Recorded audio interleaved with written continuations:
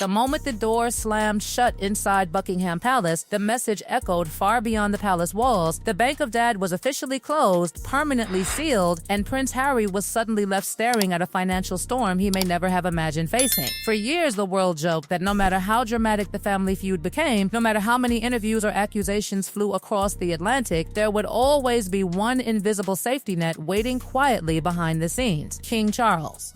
But according to whispers now circulating through royal corridors and Hollywood boardrooms alike, that assumption collapsed overnight when Charles reportedly refused to entertain what insiders describe as a desperate attempt by Harry to secure financial relief tied to a staggering $59 million crisis. And what happened next has sent shockwaves through both royal circles and celebrity power networks, because once the palace doors closed, Harry reportedly began scrambling, quietly, urgently, and with increasing desperation to find emergency funding before the entire situation spiraled into a full-blown financial disaster. The story begins in the quiet aftermath of a series of costly legal battles that have slowly drained the Duke of Sussex's resources. For months, Harry had been fighting high-stakes lawsuits against major British media organizations, battles he framed publicly as moral crusades to hold tabloids accountable. But behind the dramatic courtroom speeches and carefully worded statements about justice, another reality was unfolding. The legal bills were piling up faster than anyone outside the inner circle realized. Lawyers, investigators, security arrangements, international travel, research teams, consultants, and the endless administrative costs that follow complex litigation had reportedly ballooned into numbers so large they began setting off alarms inside the Sussex household. What once looked like a principled legal stand was beginning to resemble an extremely expensive gamble, and when the latest wave of invoices landed on the table, the total reportedly hovered around a jaw-dropping $59 million.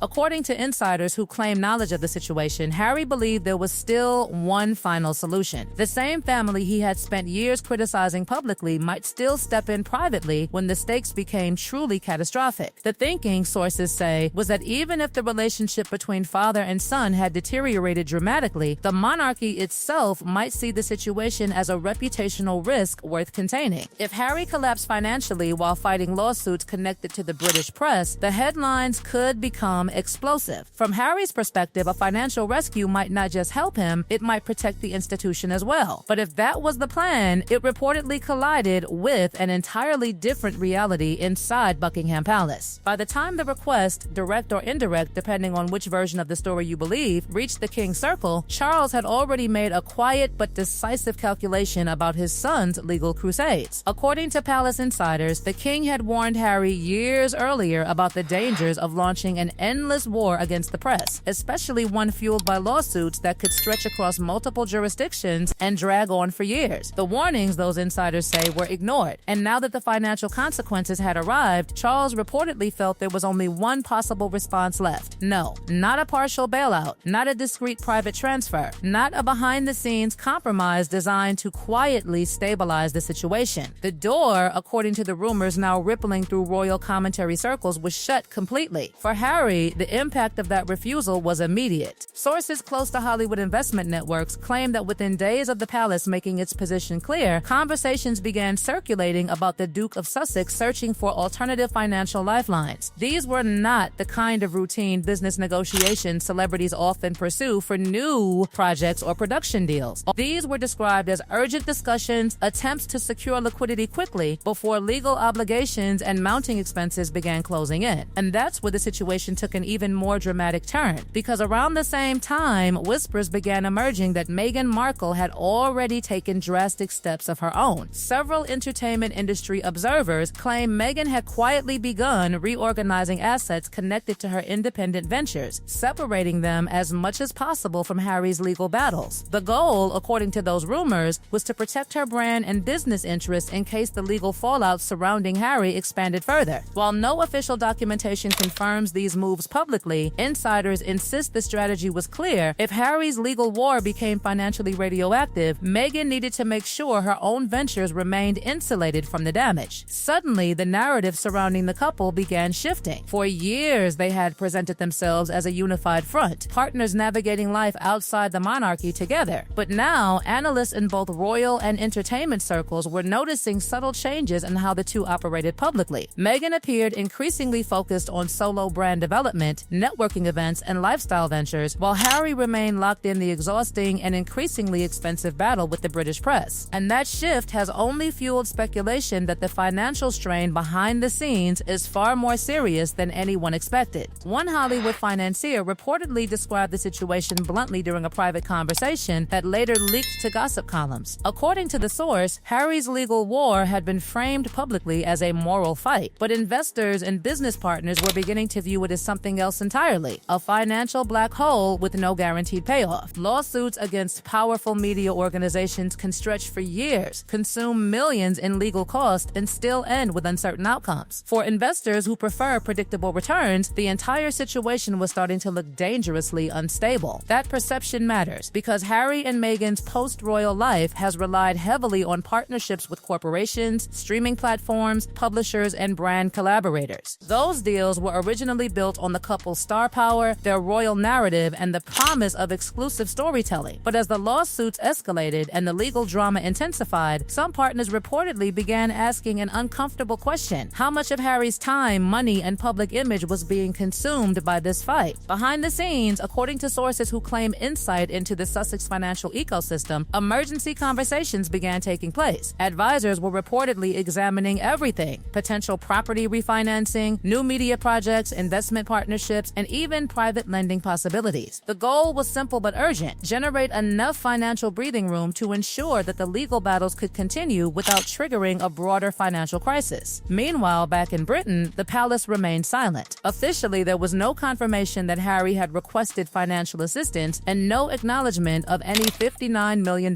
dispute. But the absence of denial only intensified speculation, especially among royal watchers who had followed the escalating tension between Harry and the rest of the family for years. In their eyes, the story fit perfectly into the broader narrative that had been unfolding since the Sussexes stepped back from royal duties. The monarchy had made its position clear long ago: independence meant independence. If Harry chose to build a new life outside the royal framework, he would also carry the responsibilities and risks that came with that freedom. And now, according to the growing chorus of whispers surrounding the situation, those risks have arrived in spectacular fashion. Because if the palace truly has closed the financial door, and if Harry really is facing a multi-million-dollar legal storm without royal backing, the next chapter of this saga could become even more explosive. The Duke of Sussex may still possess fame, influence, and connections that most people could only dream of. But even those advantages have limits when confronted with legal battles that stretch into the tens of millions. Which raises the question now quietly circulating through both royal and celebrity gossip circles: how far will Harry go to keep the fight alive, and what happens if the money runs out before the war is over? What makes the situation even more explosive is that the financial panic reportedly unfolding around Prince Harry is not just about a single lawsuit or a temporary cash shortage. It is about the terrifying possibility that the entire strategy he built his post-royal life around may be collapsing all at once. Because for years, Harry operated under one powerful assumption: that his story, his grievances, and his war against the press would always remain valuable currency. The interviews, the documentaries, the memoir, the speaking appearances, every chapter of that campaign had generated enormous attention and, more importantly, enormous money. But now insiders whisper that the market around Harry's narrative may be cooling at the exact moment his financial needs are reaching their peak. Meanwhile, Meghan's role in the unfolding drama has become one of the most intriguing mysteries. Observers have noticed that her recent public appearances appear carefully curated around her independent brand identity. Business meetings, lifestyle projects, and philanthropic initiatives have taken center stage, often without Harry present. To casual viewers, it may simply look like a busy schedule.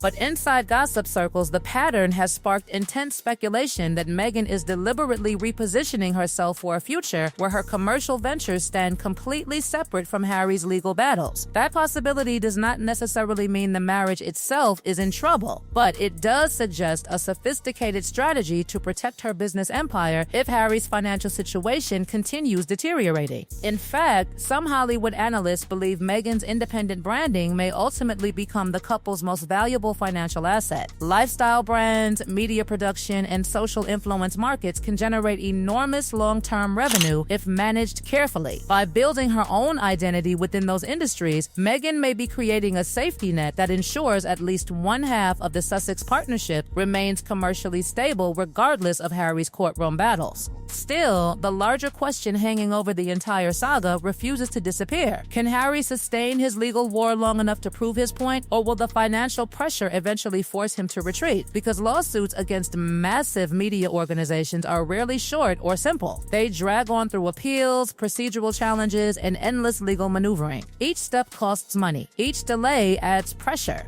and each public development becomes a new headline feeding the global fascination with Harry's ongoing conflict. For now, the Duke of Sussex remains determined to keep fighting. Friends insist he believes deeply in the cause driving his lawsuits, and that he views the battle not merely as personal revenge, but as a mission to expose what he sees as decades of media misconduct. That conviction, supporters argue, explains why he continues pressing forward even as the financial consequences grow increasingly daunting. But conviction alone does not pay legal bills. And that is why the rumors surrounding the $59 million crisis have captured so much attention. Because if those whispers are even partially true, they reveal a dramatic moment in Harry's post-royal journey. A moment when the safety net he may have once believed in vanished completely. The palace door is closed, the lawsuits continue, the costs keep rising. And somewhere behind the gates of Montecito, Prince Harry is reportedly searching for the financial lifeline that could determine whether his crusade ends in triumph, or in the kind of spectacular collapse that would echo through royal history for decades.